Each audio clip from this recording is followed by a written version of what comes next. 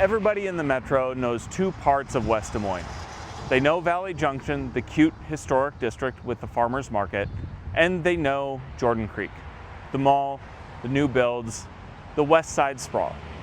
But there's this whole chunk in between that nobody ever talks about.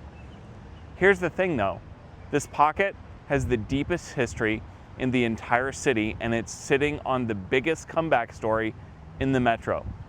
And right now, it might be the smartest buy in Des Moines. Stick with me. By the end of this video, you'll understand this area better than most people who've lived here for years. Let me show you exactly what I mean by central West Des Moines. I'm talking about the established core, the neighborhoods built mostly between the 1960s and the 1990s, running along University Avenue and Ashworth Road, anchored by the old Valley West Mall and the I-235 interchange. This is West Des Moines' middle child. It's not the trendy historic part in the east, and it's not the shiny new part to the west. It's the heart. And it's where you get mature trees, bigger lots, real established neighborhoods, and the shortest drive to downtown of anywhere in West Des Moines. One heads up if you're moving here from out of town, West Des Moines uses its own street numbering system, completely different from Des Moines.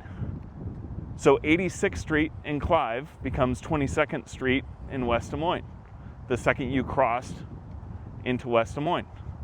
It throws everybody off at first, so don't feel bad when your GPS confuses you. To understand this area, you have to go back, way back. West Des Moines didn't even start out as West Des Moines. It started as a railroad town called Valley Junction, incorporated in 1893. It sat at the junction of several rail lines. So it became a switching and repair hub for the Rock Island Railroad. That's the origin of this whole city, trains. By the late 1930s, the railroads were pulling out and the town was struggling. So the business leaders did something kind of wild. They decided the name itself was the problem. They thought Valley Junction sounded old-fashioned and backward to outside companies. So in 1938, they officially renamed Valley Junction the city of West Des Moines to sound more modern and respectable. The old original downtown, they preserved it.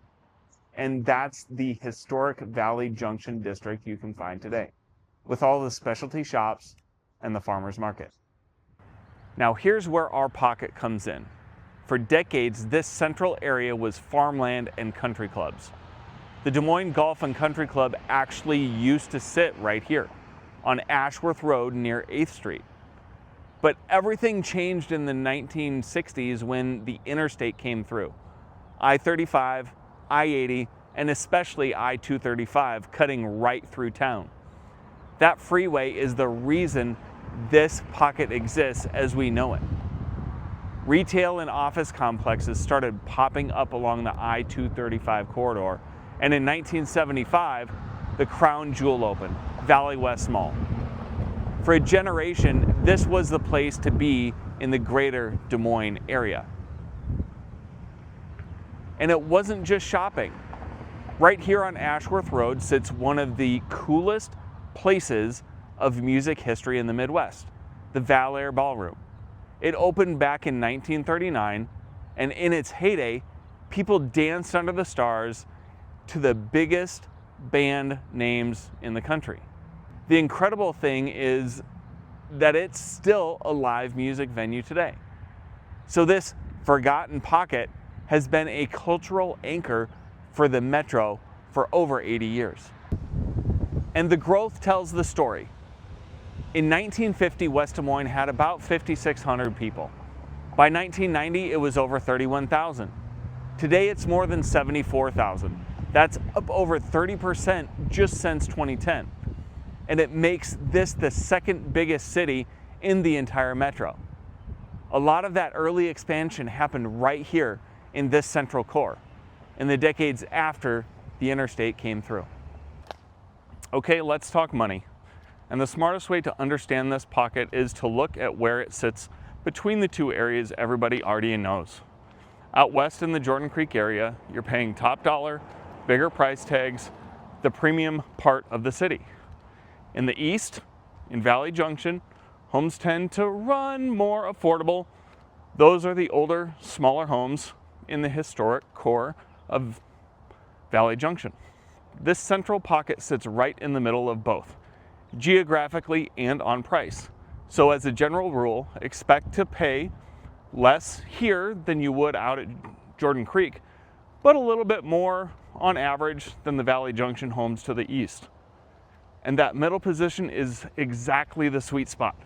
You're getting more square footage and bigger lots than Valley Junction without paying the Jordan Creek premium for brand new construction. It's arguably the best balance of space, value, and location in the whole city. Remember how I told you this mall opened in 1975 and was the premier mall in the Metro? Here's what happened next. In 2004, Jordan Creek Town Center opened 5 miles west, and it's now the largest mall in the entire state.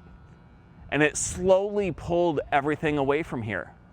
The anchor stores left, Von Maur moved to Jordan Creek, Yonkers closed. The mall went into foreclosure, and today, if you walk inside, it's mostly empty. I'm not going to sugarcoat that. Right now, it's a shell of what it once was. But here's why I'm excited about this pocket of West Des Moines. West Des Moines is not letting this area die. They've approved a $110 million incentive package to tear down the entire mall and rebuild it from scratch as a walkable, mixed-use district. Shops, restaurants, housing, entertainment, trails, the works. A 60-acre site sitting right on the interstate. Multiple development groups are actively bidding to build on it. And the city expects to pick a developer soon. There's already proof of momentum. Companies like Westbank and Claim DOC have built brand new headquarters right next door. So think about what that means if you purchase a home in this pocket today. You're buying next to the single biggest redevelopment project in the Metro. Before it's built, before it's priced into the current inventory. Now, a deal to sell them all already fell through once, so the timeline can slip. This is a long play, not a quick flip. But if you believe in this city, and the track record here is strong, this is the kind of bet that can really pay off over 5 or 10 years. Here's something a lot of people don't realize about West Des Moines. For a city of this size, it punches way above its weight class economically. It's a major hub for finance and insurance. Sometimes people call it the insurance capital of the region. The single largest employer in the city is Wells Fargo, with around 9,000 people at their home mortgage and card services operations. Then you've got Athene Financial, American Equity, Salmons Financial, the Iowa Clinic, ITA Group, and a bunch of these are headquartered right here in town. And here's a wild one. Microsoft runs several massive data centers in West Des Moines, and one of them housed the supercomputer that was used to help train ChatGPT. So the next time someone tells you Iowa is just corn, you can tell them some of the most advanced AI on the planet was trained right here in the Des Moines suburbs. So why does all this matter for this pocket specifically? Location. Because central West Des Moines sits right here on I-235. You're incredibly well positioned to reach all of it. The downtown Des Moines Job Corps in 10 to 15 minutes one direction, and Jordan Creek, Wells Fargo, and all the other businesses a few minutes in the other direction. You're not on the edge of the metro commuting in, you're in the middle of everything. For a 2-career household, that central position is hard to beat. So who lives in West Des Moines? Let's look at the actual numbers. The city is home to more than 74,000 people, and it's been growing fast, up over 30% since 2010. It's an educated, professional community. Nearly 55% of adults here hold a bachelor's degree or higher, and the median household income is around $86,600, comfortably above the metro average. It's a real mix of young professionals, couples, small families, and longtime residents who've been here for decades. West Des Moines is also more diverse than people expect for Iowa. The city is roughly 79% white, with an Asian community around 6%, plus Black and Hispanic residents, and a growing multiracial population adding to the mix. And that diversity tends to be most visible right here in the established central neighborhoods and the school district that serves them. Older doesn't mean worse. These homes were built when lots were bigger and lumber was cheaper. You get square footage, real yards, and trees that took 50 years to grow, none of which you can get in a new construction at this price. This is the closest part of West Des Moines to downtown Des Moines. And you've got I-235 right here, 10 to 15 minute commute downtown, a few minutes to the west side job centers. If you want to be central in the entire metro, nothing out west beats this. You're in the West Des Moines Community School District, Valley High School, home of the Tigers. It's a large, well-regarded district. Same schools as the pricier west side, without the west side price tag. We covered it in depth. The $110 million Valley West Small redevelopment is a long-term appreciation catalyst sitting right here in the middle of this pocket. You're buying before the upside is priced in. This isn't a cookie-cutter subdivision that appeared overnight. You've got the Valair Ballroom, Walnut Creek, established parks, and 80-plus years of community here. That's a sense of place you simply can't manufacture.